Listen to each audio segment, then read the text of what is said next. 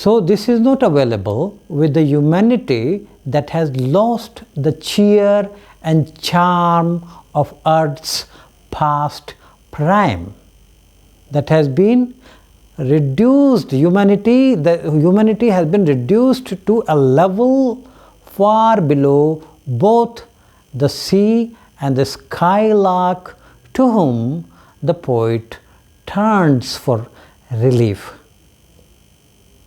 So I think you have got a clear idea what the poet has in mind while writing this poem. He compares the natural world to the man-made world, the ugliness, the beauty and the melody of the natural world to the ugliness, the sordidness of the man-made world, man-made towns, man-made cities. Now let's talk about the theme of the poem. Although the theme is clear to you, yet for the sake of making it more clear to my dear students, I think I should separately talk about the theme of the poem so that it is clearly understood by you. The theme of the sonnet is a contrast between the life-giving purity of nature. You see, he looks at the pure melodious, he hears the pure melodious sound of the bird and the vast ocean striking against the shore. So the theme is the contrast between the life-giving purity of nature and the sordidness, the ugliness of the civilization that human beings are creating, developing, and thinking that this is the best thing upon the earth, whereas this is not the case. The poet mourns the loss of faith.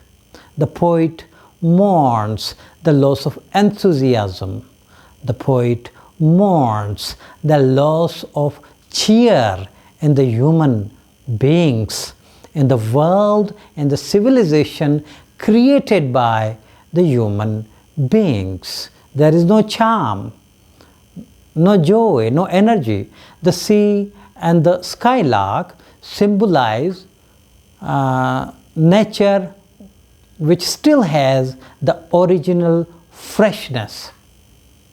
But we human beings have lost that joy by unnecessarily involving in needless scientific discoveries and inventions. So as you have seen, various poets in the Victorian period, they also mourned the loss of faith. As we saw in Dover Beach, Matthew Arnold lamented the loss of faith. And here in this poem, the poet laments the loss of innocence, which is the source of pure pleasure. We don't have that innocence now. We have lost that innocence by our knowledge. We have again eaten the fruit of knowledge upon the earth after Renaissance, after various scientific inventions, discoveries, after so much rationalization and industrialization and all these things. The advance of science has killed faith, has murdered the purity, the innocence of human heart. The heart of the poet is sad to see the human beings, the most loved and cared for creature by God. This means the poet is concerned about human beings, about the humanity at large. and he feels disgusted to see that we have killed faith. We are in a degenerated state according to the poet. And that is why. Why? Because we have lost faith in God. Why? Because we have become too much scientific, too much rational. He laments for the man, for the human beings who have lost their original enthusiasm,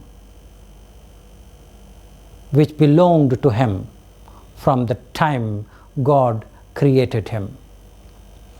The man will be further deprived of the vitality which will lead him to his original state of slime. We will return again to the original state from where we came when God created us, from slime, from mud, from this ugly dust. So we are turning into that slime again. Thus we see the pessimistic note clearly echoes in the latter part of the poem, that is the sestet of the poem. So there is, pessimistic note in the last part of this sonnet. The poet mourns the loss of faith, as the other Victorian poets have mourned the loss of faith, like Arnold mourned the loss of faith. In the same manner, Hopkins also laments this phenomenon in this sonnet. Let's talk about the style of the poem. It is important to note that it is the technique of Hopkins' poems and not its matter that has attracted readers and poets to his poems. The Sea and the Skylark, the sonnet which we are discussing, which has been written in the Petrarchan tradition, which has the rhyme scheme A, B, B, A, B, B, A, C, D, C, D, C, D. So the technique of Hopkins' poem, and it is not the matter that has attracted the readers to him.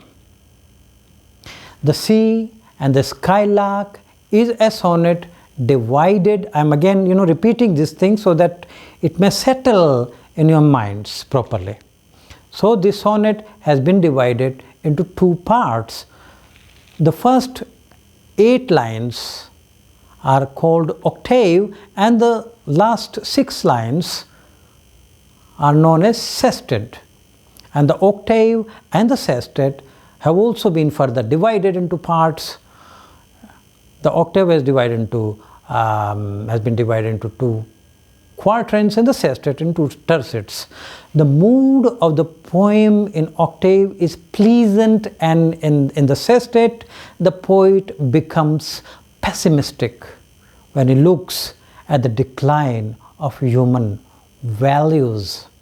When he thinks about the loss of faith in the human world. When he thinks about